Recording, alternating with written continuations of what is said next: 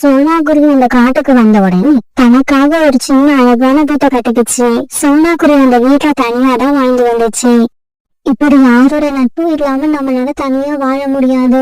இந்த காட்டுல உள்ள பறவைகள்ல நேர்மையான உண்மையான பறவை யாருன்னு பார்த்து அவங்க கூட நட்பு வச்சுக்கணும். அப்பதான் நம்ம வாழ்க்கை சந்தோஷமா இருக்கும்.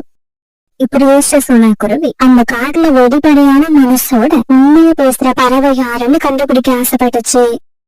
முகத்தை பார்த்த உடனே இவங்க நல்ல பறவையா இருந்தாலும் நம்மளால ஒரு முடிவுக்கு வந்துட முடியாது. அதனால நம்ம ஏதாவது புத்திசாலித்தனமா செஞ்சுதான் நல்ல பறவை யாருன்னு கண்டுபிடிக்கணும். இப்படி யோசிச்ச சோனா குருவி மறுநாள் ஒரு கூடையில கொஞ்சம் பழங்களை எடுத்துக்கிட்டு பக்கத்துல வீடு கட்டி இருக்கிற காகத்துக்கிட்ட போச்சு. காகமே, இந்த கூடையில 5 பழங்கள் இருக்கு. இதுல 2 பழத்தை நீங்க எடுத்துக்கிட்டு மீதி இருக்கிற 3 பழத்தை கொஞ்சம் தூரம் தள்ளி இருக்கிற கிளிக்கிட்ட கொண்டு போய் கொடுத்துட்டோங்க. எனக்கு வீட்டுல கொஞ்சம் வேலை இருக்கு, இல்லைன்னா நானே கொண்டு போய் கிளிக்கிட்ட கொடுத்துட்டு வந்துருவேன். இந்த பழத்தை கொண்டு போய் அந்த கிளிக்கிட்ட கொடுக்கறதுல எனக்கு ஒன்னும் பிரச்சனை இல்ல. ஆனா எனக்கு மட்டும் 2 பழம், அந்த கிளிக்கு 3 பழமா? நீங்க தனியா தான் வசிக்கிறீங்க. ஆனா அந்த கிளி அப்படி இல்ல, அதுக்கு ஒரு குழந்தை இருக்கு. அதனாலதான் ஒரு பழம் அதிகமா கொடுக்க சொன்னேன். அதனால பரவாயில்ல, நான் சும்மாதான் இப்படி கேட்டேன். இந்த பழத்தை கொடுத்ததுக்கு உனக்கு ரொம்ப நன்றி. இப்படி சொன்ன காலுக்காகும் பிறகு இந்த பழம் இருந்த கூடையை தூக்கிட்டு ரீட்டா கிளி வீட்டை நோக்கி பறந்து போச்சு. இந்த காகத்தை பார்த்தா நல்ல காகம் மாதிரி தான் தெரியுது. மனசுல எதையும் வச்சுக்காம வெளிப்படையா பேசுது. பாப்போம், இந்த காகம் ஒருவேளை நான் சொன்ன மாதிரியே நடந்துக்குச்சுன்னா நம்ம இந்த காகத்தையே நண்பனா ஏத்துக்கலாம். ஆனா சோனா குருவி கிட்ட இருந்து கூட வந்துட்டு போன காலுக்காகும் கொஞ்ச தூரம் போன உடனே ஒரு மரத்து மேல உட்காந்துச்சு. காலையில இருந்து எதையும் சாப்பிடாம ரொம்ப பசியா இருக்கு. நாம நமக்கு கொடுத்த 2 பழங்களை சாப்பிட்டுட்டு ரீட்டா கிளிக்கு அப்புறமா எடுத்துக்கிட்டு போகலாம். இப்படி நினைச்ச காலுக்காகும் அந்த மரத்து மேல உட்கார்ந்து 2 பழங்களை எடுத்து வச்சு சாப்பிட ஆரம்பிச்சது. அந்த 2 பழங்களையும் சாப்பிட்டு முடிச்ச உடனே காலுக்காக மனசுல இப்படி ஒரு யோசனை வந்தது. பேசாம இன்னும் ஒரு பழத்தையும் எடுத்து நாமளே சாப்பிடுவோம். இந்த குருவி ரீட்டா கிளி கிட்ட போய் காகம் உனக்கு எத்தனை பழங்களை கொடுத்துச்சுன்னு கேட்கவா போகுது. இப்படி நினைச்ச காலுக்காகும் இன்னொரு பழத்தை எடுத்து வச்சு சாப்பிட ஆரம்பிச்சது. அந்த பழத்தையும் சாப்பிட்டு முடிச்ச உடனே காலுக்காக பழக்கூடைய தூக்கிட்டு ரீட்டா கிளி வீட்டுக்கு போச்சு. ரீட்டா, ரீட்டா, வெளியில வா, நான் என்ன எடுத்துக்கிட்டு வந்திருக்கேன்னு பாரு. காலுக்காக இப்படி கூப்பிட்ட உடனே வாசல் கதவை திறந்துகிட்டு ரீட்டா கிளி வெளியே வந்துச்சு. காலு, என்ன பழங்களை எடுத்துக்கிட்டு வந்திருக்க? இந்த பழங்கள் யாரோடது? ரீட்டா, நம்ம காட்டுக்கு புதுசா ஒரு குருவி வந்திருக்குல்ல, அந்த குருவி பேர் கூட சோனான்னு நினைக்கிறேன். சரியா ஞாபகம் இல்ல. அந்த குருவி இந்த பழங்களை நமக்கு கொடுத்திருக்கு. அப்படியா? அப்படின்னா அந்த குருவி ரொம்ப நல்ல குருவின்னு அர்த்தம். அதனாலதான் அறிமுகம் இல்லாத நமக்கு இந்த பழங்களை கொடுத்திருக்கு. இப்படி சொன்ன ரீட்டா கிளி உடனே அந்த கூடையில இருந்து ஒரு பழத்தை எடுத்துக்கிச்சு. காலு, நான் ஒரு பழத்தை எடுத்துக்கிட்டேன், நீ ஒரு பழத்தை எடுத்துக்கிட்டு போ. கூடையில 2 பழங்களை பார்த்த ரீட்டா கிளி காலுக்காகத்துக்கும் நமக்கும் ஆளுக்கு ஒரு பழத்தை சோனா குருவி கொடுத்து அனுப்பியிருக்குன்னு நினைச்சிடுச்சு. ஆனா உண்மை தெரிஞ்ச காலுக்காகவும் எதுவும் பேசாம மௌனமா நின்னுகிட்டு இருந்தது. பிறகு அந்த பழக்கூடைய தூக்கிட்டு தன்னோட வீட்டுக்கு பறந்து போயிடுச்சு. இன்னைக்கு நமக்கு 4 பழங்கள் கிடைச்சிருச்சு. இந்த பழங்களை நம்ம கிட்ட கொடுத்து அனுப்பணும். அந்த சோனா குருவி நல்லா இருக்கணும். இப்படி சொன்ன காலுக்காகவும் மீதி இருந்த ஒரு பழத்தையும் சாப்பிட்டு தன்னோட கூட்டுல படுத்து நிம்மதியா தூங்க ஆரம்பிச்சது. அன்னைக்கு சாயங்காலம் ஆச்சு.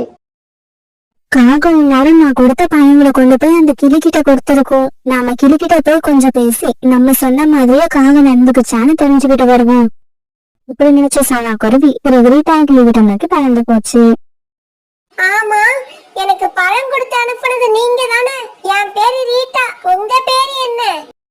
என் பேரு சோனா. நான் எந்த காட்டுக்கு பெருசா போனாலும் அக்கம் பக்கத்துல உள்ளவங்களுக்கு முதல்ல 2 பழங்களை கொடுக்கறது பழக்கம். உங்களுக்கு ஒரு குழந்தை இருக்கிறதால தான் 3 பழமா கொடுத்து விட்டேன். என்னது, 3 பழமா? அந்த காளி என் வீட்டுக்கு எடுத்துக்கிட்டு வந்தது 2 பழம் தான். அதுலயும் 1 அது எடுத்துக்கிட்டு போயிடுச்சு. எனக்கு 1 தான் கிடைச்சது. ரீட்டா கிளி சொன்னதெல்லாம் கேட்ட சோனா குருவிக்கு இப்ப காலக்காகத்தை பத்தி நல்லா புரிஞ்சு போயிடுச்சு. அந்த காகம் நல்ல காகம்னு நினைச்சுக்கிட்டு இருந்தேன், அது ஒரு பேராசை பிடிச்ச காகம்னு இப்ப தெரிஞ்சு போயிடுச்சு. அப்புறம் இந்த கிளி எப்படிப்பட்ட கிளின்னு இதுக்கப்புறம் தான் நம்ம தெரிஞ்சுக்கணும். இப்படி நினைச்ச சோனா குருவி நடந்தது எதையும் ரீட்டா கிளி கிட்ட சொல்லல. ஒருவேளை அந்த காகம் நான் சொன்னதை மறந்துருக்கலாம். இப்படி சொன்ன சோனா குருவி பிறகு அங்கிருந்து தன்னோட வீட்டுக்கு பறந்து போயிடுச்சு. மறுநாள் மார்க்கெட்டுக்கு போயிருந்த சோனா குருவி ஒரு இடத்துல நிறைய மிளகாய் பழங்கள் விளைஞ்சிருக்கிறத பாத்துச்சு. பொதுவா கிளிகளுக்கு மிளகாய் பழம்னா ரொம்ப பிடிக்கும். அதனால நம்ம இந்த ரீட்டா கிளிய இந்த மிளகாய் பழங்களை கொடுத்து சோதிச்சு பார்ப்போம். இப்படி நினைச்ச சோனா குருவி பிறகு தன்னுடைய கூடையில 5 மிளகாய் பழங்களை பறிச்சு போட்டுருச்சு. பிறகு அந்த கூடையை எடுத்துக்கிட்டு ரீட்டா கிளிக்கிட்ட போச்சு. ரீட்டா, நீங்க எனக்கு ஒரு உதவி செய்யணும். நான் கொஞ்சம் வேலையா வெளியில போக வேண்டியிருக்கு. இந்த கூடைய கொண்டு போய் இந்த காகத்திட்ட கொடுக்க முடியுமா? இதுல என்னங்க கஷ்டம்? நீங்க கூடைய கொடுத்துட்டு போங்க, நான் கொண்டு போய் அந்த காளி வீட்டுல கொடுத்துறேன். இப்படி சொன்ன ரீட்டா கிளி அந்த கூடையை வாங்கிட்டு காளி காகத்தோட வீட்டை நோக்கி பறந்து போச்சு. அந்த காகம் எப்படி போயிட்டதுன்னு நம்ம தெரிஞ்சுக்கிட்டோம். இன்னும் கொஞ்ச நேரத்துல இந்த ரீட்டா கிளிய பத்தியும் தெரிஞ்சுப்போம். அந்த கூடையை தூக்கிட்டு போன ரீட்டா கிளி வழியில ஒரு நதிக்கரையில உட்காந்துச்சு. இந்த மிளகாய் பழத்தை பார்த்தாலே எனக்கு வாய் ஊறுது. அதுவும் இல்லாம 5 மிளகாய் பழத்தை வச்சு அந்த காளை என்னதான் செய்ய போகுது? நாம 2 சாப்பிட்டுட்டு மீதி 3 மிளகாய் பழத்தை கொண்டு போய் காளி கிட்ட கொடுத்தா போதும். இப்படி நினைச்ச ரீட்டா கிளி பிறகு 2 மிளகாய் பழத்தை எடுத்து அங்கேயே சாப்பிட ஆரம்பிச்சது. அடாடா, என்ன ருசி, என்ன ருசி! இந்த மாதிரி மிளகாய் பழத்தை சாப்பிட்டு ரொம்ப நாள் ஆகுது. பிறகு அந்த கூடையை எடுத்துக்கிட்டு ரீட்டா கிளி காலுக்காக வீட்டுக்கு போயிடுச்சு. காலு, இந்த மிளகாய் பழத்தை சோனா குருவி வாங்கிட்ட கொடுக்க சொல்லுச்சு. இப்பதான் எந்த சட்னி அரைக்கலாம்னு தலையை போட்டு பிச்சுக்கிட்டு இருந்தேன். என்னோட கவலையெல்லாம் இப்ப பறந்து போச்சு. இந்த மிளகாயை வச்சு நான் சட்னி அரைக்க போறேன். எனக்கு மிளகாய் சட்னின்னா ரொம்ப பிடிக்கும். பிறகு அந்த மிளகாயை எடுத்துக்கிட்டு வீட்டுக்குள்ள போன காலுக்காகவும் மிளகாயை கட் பண்ணி சட்னி தயார் பண்ண ஆரம்பிச்சது. அன்னைக்கு சாயங்காலம் ஆச்சு. சோனா குருவி என்ன நடந்துச்சுன்னு தெரிஞ்சுக்கிறதுக்காக காலுக்காக வீட்டுக்கு பறந்து போச்சு. சோனா, உனக்கு நன்றி சொல்றதுக்காக உங்க வீட்டுக்கே வரலாம்னு நினைச்சுக்கிட்டு இருந்தேன். அதுக்குள்ள நீயே வந்துட்ட. நீ கொடுத்த மிளகாயை வச்சு சட்னி அரைச்சேன். அது நல்ல ருசியா இருந்தது. காகமே, எனக்கு நன்றி எல்லாம் தேவையில்லை. நான் கொடுக்க அனுப்புன 5 மிளகாய் பழம் உங்களுக்கு சட்னி அரைக்க போதுமானதா இருந்துச்சா? என்னது, 5 மிளகாயா? இல்ல இல்ல, நீ தவறா சொல்ற. ரீட்டா கிளி கிட்ட நீ 3 மிளகாய் தான் கொடுத்து அனுப்புன. ஒருவேளை நீ மறந்துட்டன்னு நினைக்கிறேன். ஆமா ஆமா, அப்படிதான் இருக்கும். இப்படி சொன்ன சோனா குருவி பிறகு அங்கிருந்து தன்னுடைய வீட்டுக்கு பறந்து போயிடுச்சு. இந்த காகமும் நேர்மையா இல்ல, இந்த கிளியும் உண்மையா நடந்துக்கல. நாளைக்கு நம்ம வீட்டுல இருந்து தூரமா இருக்கிற வேப்ப மரத்துல வசிக்கிற புறாவை டெஸ்ட் பண்ணி பாப்போம். பிறகு மறுநாள் சாகர் புறா சோனா குருவி வீட்டு பக்கம் பறந்து போறத பார்த்த சோனா குருவி சாகர் புறாவை கூப்பிட்டு இப்படி பேச ஆரம்பிச்சது. புறாண்ணா, எனக்கு உடம்பு சரியில்லை. அதனால கடைக்கு போய் எனக்காக 1/2 லிட்டர் பால் வாங்கிட்டு வர முடியுமா? குருவி, இந்த உதவியை செய்யறதால எனக்கு எந்த கஷ்டமும் இல்ல. நீ பணத்தை கொடு, நான் வாங்கிக்கிட்டு வந்து கொடுத்துட்டு போறேன். சாகர் புறா இப்படி சொன்ன உடனே சோனா குருவி 2 100 ரூபாய் நோட்டுகளை ஒன்னா வச்சு கொடுத்தது. புறாண்ணா, இந்த 100 ரூபாயை எடுத்துக்கிட்டு போய் பால் வாங்கிட்டு வாங்க. சோனா குருவி கொடுத்த பணத்தை வாங்கின சாகர் புறா அதை சரியா கூட பார்க்காம அப்படியே அதை எடுத்துட்டு மல்லிகை கடைக்கு பறந்து போச்சு. மல்லிகை கடைக்கு போனதுக்கு அப்புறம் தான் சாகர் புறாவுக்கு தாங்கிட்டு 2 100 ரூபாய் நோட்டு இருக்கிறது தெரிஞ்சது. அடடா, அந்த குருவி தெரியாம நம்ம கிட்ட 2 100 ரூபாய் நோட்டை கொடுத்துடுச்சுன்னு நினைக்கிறேன். இப்படி நினைச்ச சாகர் புறா பிறகு பால் பாக்கெட் வாங்கிட்டு மறுபடியும் சோனா குருவி வீட்டுக்கு போச்சு. குருவி, நீ சரியா பார்க்காம என்கிட்ட 2 100 ரூபாய் நோட்டை கொடுத்துட்ட. இப்படி சொன்ன சாகர் புறா மீதி பணத்தையும் பால் பாக்கெட்டையும் சோனா குருவி கிட்ட கொடுத்துட்டு அங்கிருந்து பறந்து போயிடுச்சு. பிறகு மறுநாள் சோனா குருவி நிறைய இனிப்புகளையும் பழங்களையும் வாங்கிட்டு சாகர் புறாவோட வீட்டுக்கு போச்சு. புறாண்ணா, நான் கொஞ்ச நாளா எனக்கு ஏதோ நல்ல நண்பனை தேடிக்கிட்டு இருந்தேன். அதை நீங்க தானே இப்ப தெரிஞ்சுக்கிட்டேன். குருவி, நீ என்ன சொல்ல வரன்னு எனக்கு சரியா புரியல. சாகர் புறா இப்படி கேட்டதும் சோனா குருவி நடந்து எல்லாத்தையும் சாகர் புறா கிட்ட சொல்லுச்சு. குருவி, நீ சொல்றது என்னவோ சரிதான். இருந்தாலும் அந்த காகத்துக்கிட்டையும் ரீட்டா கிளிகிட்டையும் நீ சுத்தமா பழகாம இருக்க கூடாது. அளவோட பழகிக்கிட்டு. ஏன்னா நாம நல்லவங்க கூட தான் பழகணும்னு ஒரு முடிவு எடுத்துட்டா பிறகு இந்த உலகத்துல நாம யார் கூடயும் பழக முடியாம போயிடும். புறா இப்படி சொல்லிட்டு சிரிக்க ஆரம்பிக்க சோனா குருவியும் புறா கூட சேர்ந்து சிரிச்சது. சோனா குருவியும் கோரிக்காவும் ஒரே காட்டுலதான் வாழ்ந்து வந்தாங்க. இவங்க 2 பேருமே நெருங்கிய தோழிகளா இருந்தாங்க. சோனா குருவி கிட்ட மத்தவங்களுக்கு உதவுற குணம் இருந்தது. ஆனா கோரிக்காவ மனசு பூரா பேராசை மட்டும்தான் இருந்தது. அடுத்தவங்களுக்கு உதவுறத பத்தி எப்பவுமே நினைச்சு பார்க்காது. ஒரு நாள் இவங்க 2 பேரும் உணவு தேடி பறந்து போனாங்க. இப்படி பறந்து வந்தவங்களுக்கு உணவு எதுவும் கிடைக்காதான்னு ஒரு மரத்து மேல உட்கார்ந்து பேச ஆரம்பிச்சாங்க. சோனா, வா, நம்ம காட்டுக்கும் வலது பக்கம் இருக்கிற நியூ ஃபாரஸ்டுக்கு இன்னைக்கு நாம போறோம். அங்க நிறைய தானியங்கள் இருக்குன்னு கேள்விப்பட்டேன். இல்ல கோரியக்கா, நாம அங்க போக வேண்டாம். இடது பக்கம் இருக்கிற ஓல்டு ஃபாரஸ்டுக்கு போவோம். அங்க மரங்கள் ரொம்பவும் பெருசு பெருசா இருக்கு. அதனால நமக்கு கண்டிப்பா சாப்பிட பழங்கள் ஏதாவது கிடைக்கும். சோனா, நீ சொல்ற இடத்துல எதுவுமே கிடைக்காது. அந்த இடம் வறண்டு போயிருக்குன்னு கேள்விப்பட்டேன். கோரியக்கா, நான் சொல்றத கேளுங்க. இன்னைக்கு ஓல்டு ஃபாரஸ்ட் பக்கம் போகணும்னு என் மனசு சொல்லிக்கிட்டே இருக்கு. அங்க போனா கண்டிப்பா நமக்கு ஏதாவது கிடைக்கும். பிறகு கோரிக்காவை சோனா கூட பேச்ச ஏத்துக்குச்சு. பிறகு இவங்க 2 பேரும் ஓல்டு ஃபாரஸ்ட் நோக்கி பறந்து போனாங்க. இப்படி பறந்து போனவங்க சீக்கிரமாவே ஓல்டு ஃபாரஸ்டுக்கு போய் சேர்ந்துட்டாங்க. இவங்களுக்கு ரொம்பவும் தாகமா இருந்ததால அங்க இருந்து ஒரு கிணத்துக்கிட்ட போய் உட்கார்ந்தாங்க. பிறகு இந்த 2 பேரும் தண்ணீர் குடிக்கிறதுக்காக அந்த கிணத்தை எட்டி பார்த்தாங்க. பாவம், அந்த கிணத்துல தண்ணீரே இல்ல, சுத்தமா வறண்டு போயிருந்தது. சோனா, எனக்கு ரொம்ப தண்ணி தாகம் இருக்குது. இந்த கிணத்துல தண்ணி இருக்குன்னு நினைச்சு வந்தோம். ஆனா இது வறண்டு போய் கிடக்கு.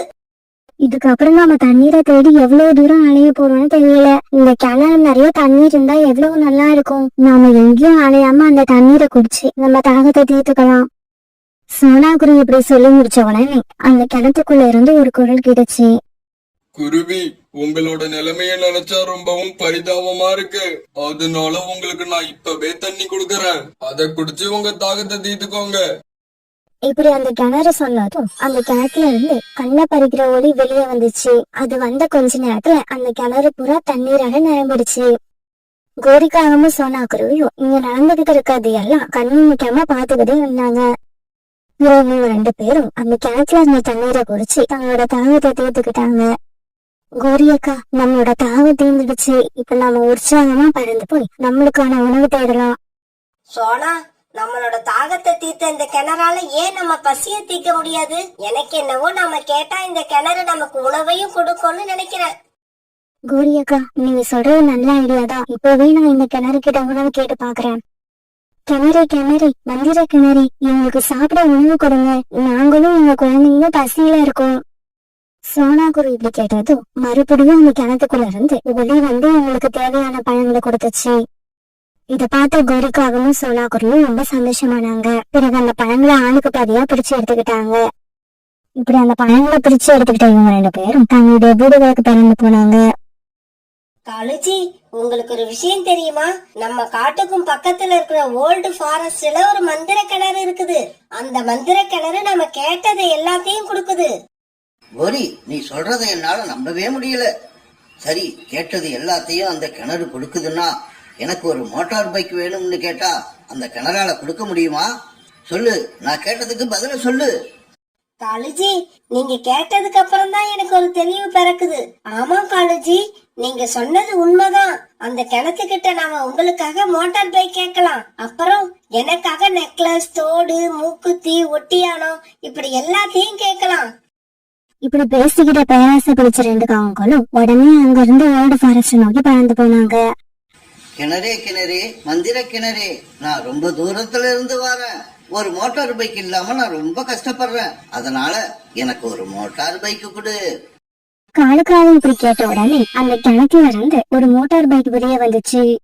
கொடுத்துருச்சு. இந்த கிணறு என்னோட கணவருக்கு உண்மையிலேயே ஒரு மோட்டார் பைக் வர வச்சு கொடுத்துருச்சு. இப்ப என்னோட முறை. நான் எனக்கு தேவையானது எல்லாத்தையும் கேட்க போறேன். கிணறே கிணறே, மந்திர கிணறே, என்கிட்ட ஒரு குண்டுமணி தங்கம் கூட இல்ல. அதனால இந்த காட்டுல உள்ள பறவை எல்லாம் என்ன ரொம்ப அவமானப்படுத்துறாங்க. அவங்க வாயெல்லாம் அடைக்கிறதுக்கு எனக்கு தங்க மூக்குத்தி, தங்க கம்மல், தங்க நெக்லஸ், அப்புறம் தங்க ஒட்டியானம் இதெல்லாம் தேவைப்படுது. நீ எனக்கு இதெல்லாம் கொடுத்து உதவி பண்ணுவியா?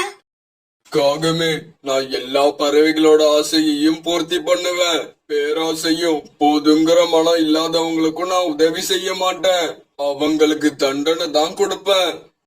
மந்திர கிணறு, எங்களுக்கு பேராசை கிடையாது. அப்புறம் எங்க கிட்ட இருக்கிறதே போதும். அதை வச்சு சந்தோஷமா வாழணும்னு நினைக்கிறவங்க. அதனால நான் கேட்டதை இப்பவே எனக்கு கொடு. கோரிக்காவும் இப்படி கேட்டது அந்த கிணத்துல இருந்து வந்த பிரகாசமான ஒளி கோரிக்காவும் கேட்டது எல்லாத்தையும் கொண்டு வந்து கொடுத்துச்சு. பிறகு இது எல்லாத்தையும் எடுத்துக்கிட்ட காவல் 2 பேரும் தன்னுடைய மோட்டார் சைக்கிள்ல ஜாலியா வீட்டுக்கு திரும்பி வந்தாங்க. மறுநாள் சொன்னா குருவி மறுபடியும் அந்த கிணத்துக்கிட்ட போய் இப்படி பேச ஆரம்பிச்சது. கிணறே கிணறே, மந்திர கிணறே, இந்த இடத்துக்கு பறந்து வர முடியாத வயதான பறவைங்களுக்கு உன்கிட்ட இருந்து உணவு வாங்கிட்டு போய் கொடுக்க ஆசைப்படுறேன். அதனால நீ தயவு செய்து எனக்கு கொஞ்சம் பணங்களை கொடு.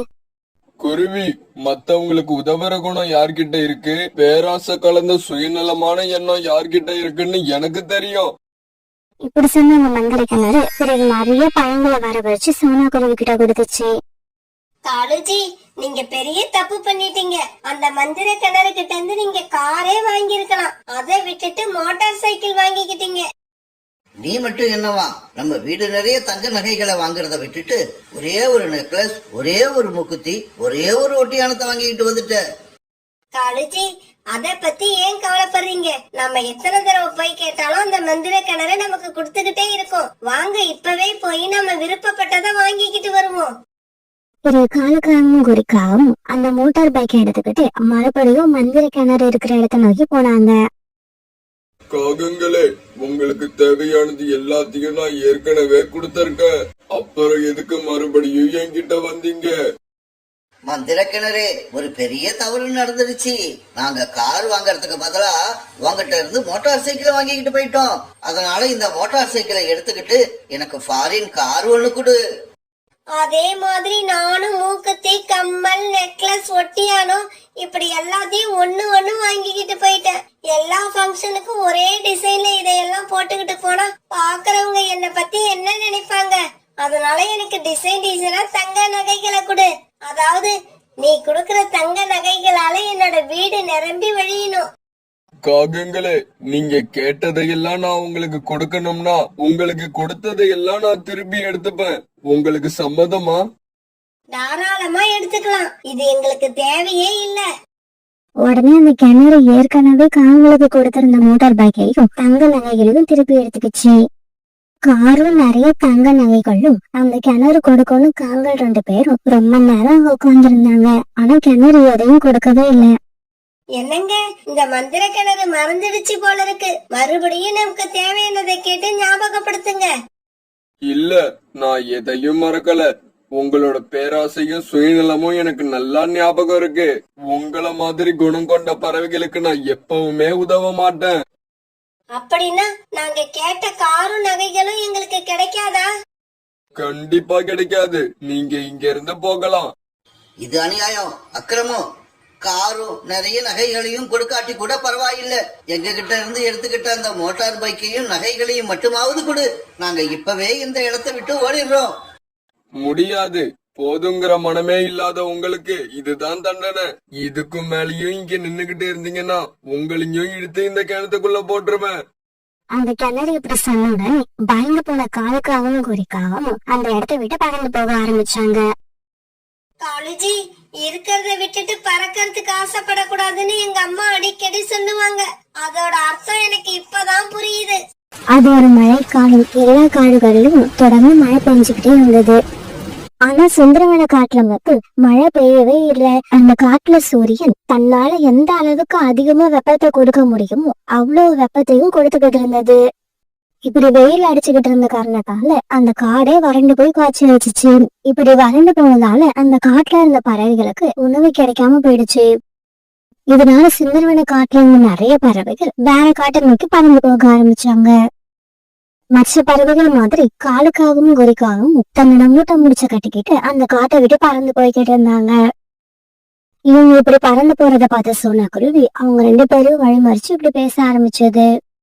காலண்ணா, நீங்க 2 பேரும் எங்க கிளம்பிட்டீங்க? சோனா, நாங்க இந்த காட்டை விட்டு போறோம். இதுக்கு மேல எங்களால பட்டினி கிடக்க முடியாது. இவ்வளவு நாள் குடிக்கிறதுக்கு நதியில தண்ணீராவது இருந்தது. நேத்து அதுவும் வத்தி போச்சு. இதுக்கப்புறம் இந்த காட்டுல எப்படி இருக்க முடியும்? நீயே சொல்லு. தயவு செய்து என் பேச்ச கேளுங்க. இந்த காட்டை விட்டு எங்கேயும் போகாதீங்க. கூடிய சீக்கிரம் மழை பெய்யும். எனக்கு அந்த நம்பிக்கை இருக்கு. கோரியக்கா, நீங்களாவது காலனுக்கு எடுத்து சொல்லுங்க. சோனா, எனக்கும் இவ்வளவு நாளா நம்பிக்கை இருந்தது. ஆனா நேத்து நதியில இருந்த தண்ணீர் சுத்தமா காஞ்சி போனதுக்கு அப்புறம் என்னோட நம்பிக்கையும் அது கூடவே போயிடுச்சு. கோரியக்கா, என் பேச்ச கேளுங்க. நீங்க 2 பேரும் என் கூட வாங்க. நாம போய் பரந்த மகாராஜாவை பார்த்து நம்முடைய கஷ்டத்தை சொல்லிட்டு வருவோம். இவங்க எல்லாரும் பரந்த மகாராஜாவோட அரண்மனையில பறந்து போனாங்க. அங்க போன உடனே சொன்ன குருவி மழை பெய்யாததால பறவைகள் எவ்வளவு கஷ்டப்படுறாங்கிற விஷயத்த பரந்த மகாராஜா கிட்ட எடுத்து சொல்லுச்சு. பரந்த மகாராஜா, இப்படியே நம்ம காட்டை விட்டு எல்லா பறவைகளும் போய்கிட்டு இருந்தாங்கன்னா அப்புறம் இந்த காட்டுல குடிமக்கள் யாருமே இருக்க மாட்டாங்க. சோனா, நான் அதுக்கான ஏற்பாட்டை ஏற்கனவே செஞ்சுட்டேன். என்னோட வீரர்கள் 3 பேர் அனுப்பி மலை மேகங்களோட தலைவர்கிட்ட பேச சொல்லியிருக்கேன். அநேகமா இந்நேரம் அவங்க அங்க போய் சேர்ந்திருப்பாங்க.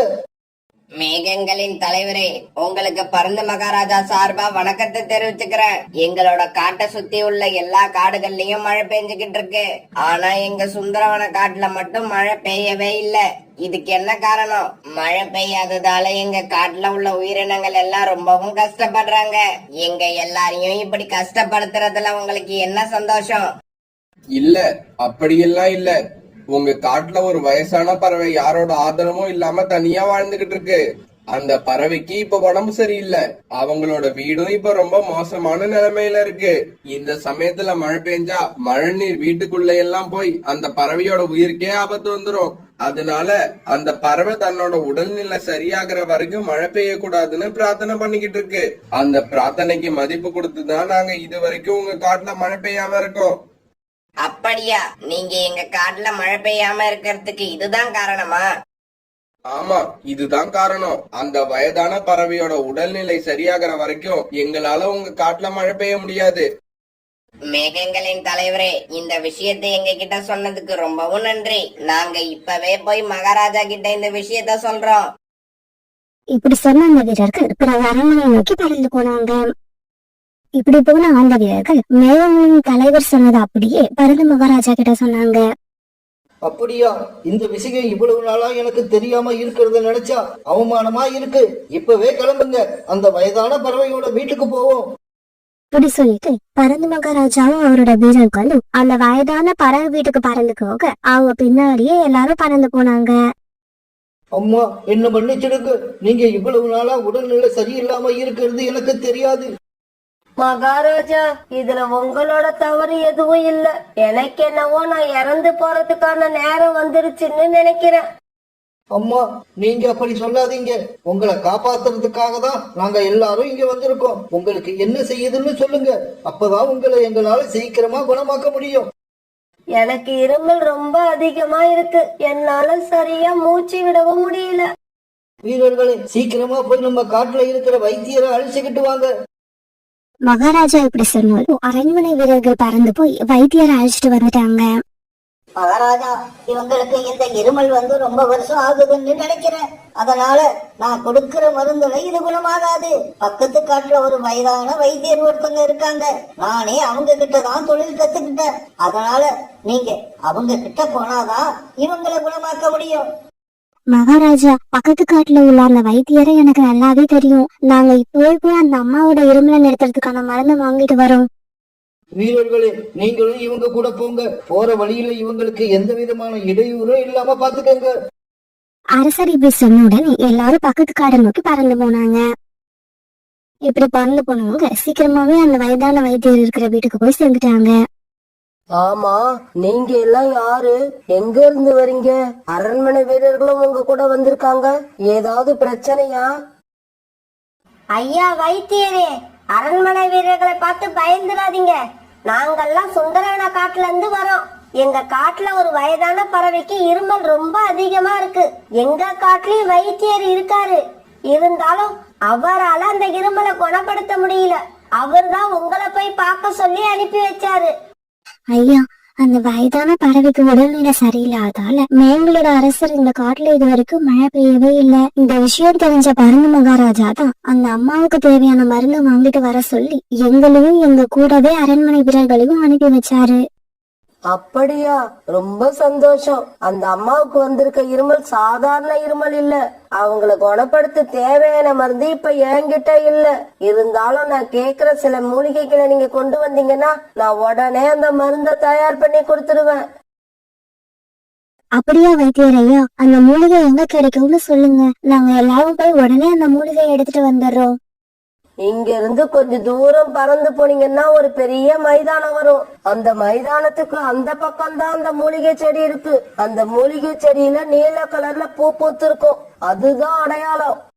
வீரர்களே, நீங்க இங்கேயே இருங்க. நாங்க 3 பேரும் போய் அந்த மூலிகை செடியை பறிச்சு எடுத்துக்கிட்டு வந்துடுறோம். ஒரு காலுக்காக குறிக்காக சொன்ன குருவி இவங்க 3 பேரும் அந்த மூலிகை இருக்கிற இடத்த நோக்கி பறந்து போனாங்க. இவங்க பறந்து போறப்ப அந்த வயதான வைத்தியர் சொன்ன மாதிரி ஒரு பெரிய மைதானம் வந்தது. அந்த மைதானத்தையும் தாண்டி கொஞ்ச தூரம் போன உடனே நீல கலர்ல நிறைய பூக்கள் இருக்கிறத பார்த்ததும் இவங்க எல்லாரும் அந்த இடத்துக்கு போய் உட்கார்ந்தாங்க. சோனா, அந்த வைத்தியர் சொன்ன மூலிகை செடி இதுதான். சீக்கிரமா இதை எடுத்துக்கிட்டு நாம அந்த வைத்தியர் வீட்டுக்கு போவோம். அப்பதான் மருந்த வாங்கிக்கிட்டு இருட்டுறதுக்கு முன்னாடி வீடு போய் சேர முடியும்.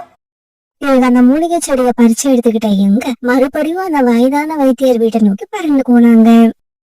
இவங்க வைத்தியர் வீட்டுக்கு போன உடனே அவர் அந்த மூலிகையில இருந்து சாறு தயாரிச்சு ஒரு டப்பாவில ஊத்தி அவங்க கிட்ட கொடுத்தாரு. ஐயா, எங்களுக்கு இந்த மருந்தை தயாரிச்சு கொடுத்தவங்களுக்கு ரொம்பவும் நன்றி. இப்படி நன்றி சொன்ன எல்லா பறவைகளும் அந்த மருந்தை எடுத்துக்கிட்டு தங்களுடைய காட்டை நோக்கி பறக்க ஆரம்பிச்சாங்க. மகாராஜா, மருந்து வாங்கிட்டு வந்துட்டோம். இந்த மருந்தை கொடுத்தா இவங்க சீக்கிரமே குணமாயிடுவாங்க. பிறகு சோனாக்குருவி வாங்கிட்டு வந்த அந்த மருந்தை அந்த வயதான பறவை வாயில 4 சொட்டு விட்டுச்சு. பிறகு கொஞ்ச நேரம் கழிச்சு அந்த வயதான பறவை எழுந்திரிச்சு உட்காந்துட்டாங்க. என்னோட உடம்பு இப்ப நல்லா இருக்கு. என்னால நல்லா மூச்சு விட முடியுது. அந்த வயதான பறவை இப்படி பேசுனதை கேட்டு அங்க இருந்து எல்லாருமே ரொம்ப சந்தோஷமானாங்க. வீரர்களே, இன்னைக்கு சாயங்காலத்துக்குள்ள இவங்க வசிக்கிற மாதிரி ஒரு அழகான வீட்டை கட்டி முடிக்கணும். பருந்து மகாராஜா இப்படி கட்டளை போட்டதுக்கு அப்புறம் அன்னைக்கு சாயங்காலத்துக்குள்ள அவரோட வீரர்கள் ஒரு அழகான சின்ன வீட்டை கட்டி முடிச்சிட்டாங்க. மேகங்களோட தலைவன் இதையெல்லாம் பார்த்துட்டு ரொம்பவும் சந்தோஷப்பட்டாரு. மேகங்களே, நாம நினைச்ச மாதிரி அந்த வயதான பறவையோட பிரச்சனை எல்லாம் தீர்ந்து போயிடுச்சு. அதனால சீக்கிரமா சுந்தரவன காட்டுக்கு போய் மழை பெய்ய ஆரம்பிங்க. தங்களுடைய தலைவன் இப்படி கட்டளை இட்டதும் மேகங்கள் எல்லாம் சுந்தரவன காட்டுல இப்ப மழை பெய்ய ஆரம்பிச்சுட்டாங்க. மழை பெய்ய ஆரம்பிச்சிருச்சு. இதுக்கப்புறம் நம்ம காட்டுல இருந்து எந்த பறவையும் காட்டை தேடி போக மாட்டாங்க. இப்படி தொடர்ந்து மழை பெய்ஞ்சதால அந்த காட்டுல இருந்த வெப்பம் எல்லாம் போய் குளுமை வர ஆரம்பிச்சது.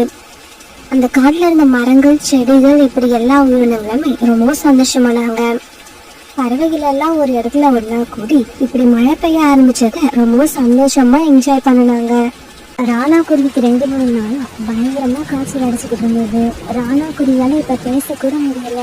அது கண்ணில இருந்து கண்ணீர் மட்டும்தான் வந்துகிட்டு இருந்துச்சு. அம்மா, காய்ச்சலால அப்பா எவ்வளவு கஷ்டப்படுறாங்க. ஏன் இன்னும் டாக்டர் கிட்ட அழைச்சிக்கிட்டு போகாம இருக்கீங்க?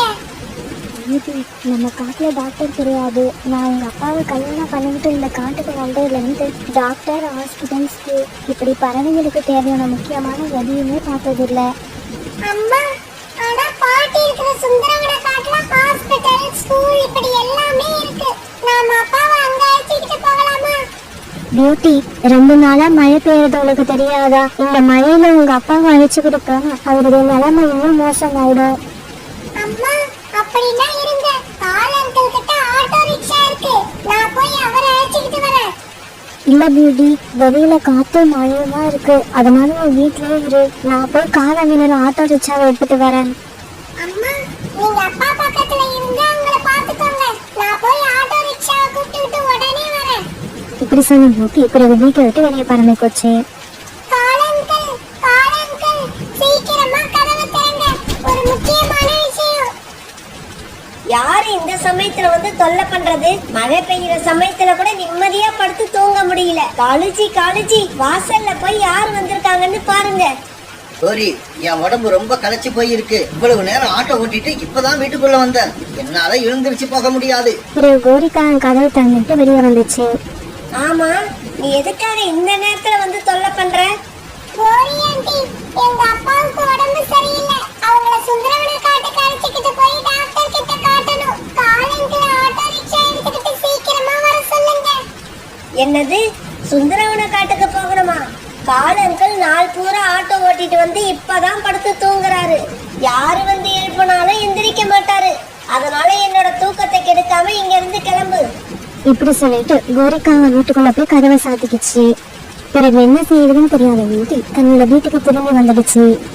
பியூட்டி தன்னோட வீட்டுக்கு திரும்பி வந்து கோரிக்காகவும் காலுக்காகவும் நடந்துகிட்ட விதத்தை பத்தி சொன்ன உடனே அதை நினைச்சு எல்லாரும் ரொம்ப வருத்தப்பட்டாங்க. அம்மா, நீங்க படுத்து தூங்குங்க. காலையில கண்டிப்பா மழை விட்ட உடனே நாம அப்பாவை தூக்கிக்கிட்டு ஹாஸ்பிடல் போகலாம்.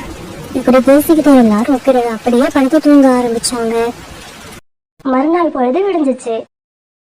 வீட்டு காலையில கனி வச்சாக்க சோனா குருவி அழுதுகிட்டு உட்கார்ந்து வந்தது. ஏன்னா அந்த சமயத்துல ராணா குருவி இந்த உலகத்தை விட்டே போயிருந்தது. கொஞ்ச நேரத்துல இந்த விஷயத்த பத்தி கேள்விப்பட்ட எல்லா பறவையும் இப்ப சோனாக்குருவியோட வீட்டுக்கு வந்தாங்க. சோனாவுக்கு இது ரொம்ப சோகமான விஷயம். நம்ம காட்டுல மட்டும் ஒரு ஹாஸ்பிட்டல் இருந்திருந்தா ராணா குருவிக்கு இந்த முடிவு வந்திருக்காது. ராணா குருவிக்கு வந்த முடிவு மாதிரி இன்னும் நம்ம காட்டுல எத்தனை பறவைகள் இறக்க போறாங்கன்னு தெரியல. அது நினைச்சாலே பயமா இருக்கு. பியூட்டியால அப்பா இறந்ததை தாங்கவே முடியல. அதுவும் இந்த காட்டுல ஒரு டாக்டர் இல்லாததால அப்பா இறந்து கொண்டாங்கிற விஷயம் அவரோட மனசு ரொம்பவும் பாதிச்சது. அம்மா, நான் பெரியவளானதும் டாக்டர் வேலை பார்க்க போறேன். இதுக்கப்புறம் நம்ம காட்டுல மருத்துவ வசதி இல்லாம யாரையும் சாக விட மாட்டேன். பியூட்டி டாக்டர் ஆகணும்னா அதுக்கு படிக்கணும். நீ படிக்கணும்னா பக்கத்து காட்டுக்கு தான் போய் ஆகணும். தினமும் என்னால பக்கத்து காட்டுக்கு போய் வர முடியுமா? இது ரொம்ப கஷ்டமான காரியம். அம்மா, எவ்வளவு கஷ்டம் வந்தாலும் சரி, நான் படிச்சு டாக்டர் ஆகியே தீருவேன். என்னோட முடிவுல எந்த மாற்றமும் கிடையாது. ராணா குருவி இறந்த பிறகு மிச்ச பறவைகளோட வீட்டுல வேலை செய்ய ஆரம்பிச்ச சோனாக்குருவி தன்னோட பொண்ணு பியூட்டிய பக்கத்து காட்டுக்கு அனுப்பி படிக்க வச்சது. பகலெல்லாம் நிறைய பேர் வீட்டுல வேலை செஞ்சுட்டு வந்த கலைப்புல சோனாக்குருவி படிச்சுட்டு இருங்க பியூட்டி ராத்திரி ரொம்ப நேரம் வரைக்கும் படிச்சுக்கிட்டே இருக்கும். இப்படியே காலங்கள் ரொம்ப வேகமா ஓடுச்சு. ஒரு நாள் சோனாக்குருவி எதிர்பார்த்தாங்கன்னு வந்துடுச்சு. ஆனா பியூட்டி இப்ப படிச்சு நீச்சு ஒரு பெரிய டாக்டர் ஆயிடுச்சு. இப்படி டாக்டர் ஆன பியூட்டிக்கு நிறைய காட்டு அரசாங்கத்துல இருந்து டாக்டரா வேலை செய்ய அழைப்பு வந்துச்சு. ஆனா பியூட்டி எல்லா அழைப்பையும் நிராகரிச்சிருச்சு. இப்படி எல்லா அழைப்பையும் நிராகரிச்ச பியூட்டி அவனோட காட்டுல சின்னதா ஒரு கிளினிக் திறந்துருச்சு. சாகரண்ணா, எனக்கு 1 கிலோ மிட்டாய் கொடுங்க. இன்னைக்கு நான் ரொம்ப சந்தோஷமா இருக்கேன். உண்மையிலேயே இன்னைக்கு நீ ரொம்ப சந்தோஷமா தான் இருக்க. அப்படி என்ன சந்தோஷமான விஷயம் நடந்துருச்சு உன்னோட வாழ்க்கையில? சாகரண்ணா, என்னோட பொண்ணு பியூட்டியை நான் நினைச்ச மாதிரியே டாக்டர் படிச்சு முடிச்சிட்டு நம்ம காட்டுல ஒரு கிளினிக் ஆரம்பிச்சிருக்கா. டாக்டர் இல்லாத காரணத்தால நம்ம காட்டுல எந்த பறவையோட உயிரும் போகாது. சோனாக்குருவியோட வாங்கிட்டு அந்த காட்டுல உள்ள எல்லா பறவைகளுக்கும் கொடுத்துச்சு. ஒரு நாள் அந்த காட்டுல பயங்கரமா மழையும் காத்தும் வீச ஆரம்பிச்சது. அந்த மழை நிக்கவே இல்லை. தொடர்ந்து 1 வாரம் பெஞ்சுக்கிட்டே இருந்தது. இதனால அந்த காட்டுல இருந்த நிறைய பறவைகளுக்கு காய்ச்சல் வந்தது. இவங்களுக்கு எல்லாம் காய்ச்சல் வந்த மாதிரி கோரிக்காகத்தோட கணவர் காலுக்காகத்துக்கும் காய்ச்சல் வந்துருச்சு. காலுஜி, உங்களுக்கு காய்ச்சல் வந்து 4-5 நாட்கள் ஆயிடுச்சு. நானும் என்னென்னவோ கசாயம் வச்சு கொடுத்து பார்த்துட்டேன். உங்க காய்ச்சல் நிக்கவே இல்லை. இதுக்கு மேல என்னால பொறுமையா இருக்க முடியாது. நான் இப்பவே பியூட்டி கிட்ட போய் அவளை இங்க அழைச்சிக்கிட்டு வரேன். கோரி, நீ இப்ப எந்த முகத்தை வச்சுக்கிட்டு பியூட்டிய போய் கூப்பிடுவ? ரொம்ப வருஷத்துக்கு முன்னால பியூட்டி ஒரு நாள் அவங்க அப்பாவை பக்கத்து காட்டுக்கு அழைச்சுக்கிட்டு போறதுக்காக என்ன கூப்பிட வந்துச்சு. அப்ப நான் போகல. நான் மட்டும் அன்னைக்கு ஆட்டோ எடுத்துக்கிட்டு போயிருந்தேன்னா ராணா குருவியோட உயிர் போயிருக்காது. காலுஜி, அதையெல்லாம் இப்ப நினைச்சுக்கிட்டு இருக்க நேரம் இல்ல. நாம செஞ்சது தவறுதான். இருந்தாலும் அதுக்கெல்லாம் மன்னிப்பு கேட்டுக்கிட்டு பியூட்டியை எப்படியாவது இங்க அழைச்சுக்கிட்டு வருவேன். இப்படி சொன்ன கோரிக்காங்கும் பிறகு பியூட்டியோட வீட்டை நோக்கி பறந்து போச்சு. சோனா, சோனா, பியூட்டி, பியூட்டி, தயவு செய்து யாராவது வந்து கதவை திறங்க. கோரி ஆண்டி, என்ன விஷயம்? எதுக்காக இப்ப வந்திருக்கீங்க? பியூட்டி, காலங்களுக்கு பயங்கரமா காய்ச்சல் அடிக்குது. சீக்கிரமா வந்து அவருக்கு என்னன்னு பாரு. கோரிக்காவை இப்படி சொன்ன உடனே பியூட்டி ஒரு வார்த்தை கூட பேசாம கோரிக்காகத்து கூட அவங்க வீட்டுக்கு பறந்து போச்சு. இப்படி கோரிக்காக வீட்டுக்கு வந்த பூட்டி காலுக்காகத்தை நல்லா செக் பண்ணுச்சு. அதுக்கப்புறம் அந்த காய்ச்சலுக்கான மருந்தை கொடுத்துச்சு. பிறகு கொஞ்ச நேரத்துக்கு எல்லாம் காலுக்காகத்துக்கு வந்த காய்ச்சல் குறைஞ்சி காலுக்காக எழுந்திரிச்சு உட்கார்ந்தது. இந்த சமயத்துல காலுக்காகவும் கோரிக்காகவும் இவங்க 2 பேரோட கண்ணுல இருந்து கண்ணீர் வந்துச்சு. பியூட்டி, நீ செஞ்ச உதவியை நான் எப்பவுமே மறக்க மாட்டேன். உங்க அப்பா உயிர் போறதுக்கு நான் காரணமா இருந்தும் நீ எங்களுக்கு உதவி பண்ணிருக்க. காலங்கள், உங்களுக்கு அந்த நாள் ஞாபகம் இருக்கா? இதே மாதிரி அன்னைக்கும் மழை பெஞ்சுக்கிட்டு தான் இருந்தது. அப்ப நான் எங்க அப்பாவை காப்பாத்த சொல்லி உங்க வீட்டு வாசல்ல நின்னு கண்ணீர் விட்டு அழுதேன். ஆனா அன்னைக்கு உங்களுக்கோ கோரி ஆண்டிக்கோ எங்களுக்கு உதவி செய்ய மனசு இல்ல. அந்த கோவம் எனக்கு உங்க மேல ரொம்ப நாள் இருந்தது. ஆனா இப்ப நான் டாக்டர் ஆயிட்டேன். அதனால என்னோட சொந்த விருப்பு வெறுப்பை விட என் கடமை தான் முக்கியம்னு உங்க வீட்டுக்கு வந்தேன். பியூட்டியோட பேச்சு கேட்ட காலுக்காகவும் கோரிக்காவும் அவமானத்துல தலையை கழிஞ்சுக்கிட்டாங்க. பிறகு கொஞ்ச வருஷங்களுக்கு அப்புறம் பியூட்டி அந்த காட்டுலயே ஒரு பெரிய ஹாஸ்பிட்டல் கட்டி அதுல வைத்தியம் பார்க்க ஆரம்பிச்சது. அந்த ஹாஸ்பிட்டலுக்கும் பக்கத்துலயே குழந்தைகள் படிக்கிற ஒரு ஸ்கூலையும் திறந்துச்சு. பியூட்டியோட மனசுல சின்ன வயசுல டாக்டர் ஆகணும்னு பத்திக்கிட்ட நெருப்பு இப்ப எரிமலை மாதிரி வெடிச்சு வெளியே வர ஆரம்பிச்சது. இதே மாதிரி நீங்களும் உங்களோட மனசுல ஏதாவது ஒரு லட்சியத்தை அடையணும்னு உறுதி வச்சுக்கிட்டு அதை நோக்கி பயணத்தை ஆரம்பிச்சீங்கன்னா கண்டிப்பா என்னைக்காவது ஒரு நாள் உங்களுடைய இலக்கை அடைஞ்சே தீருவீங்க.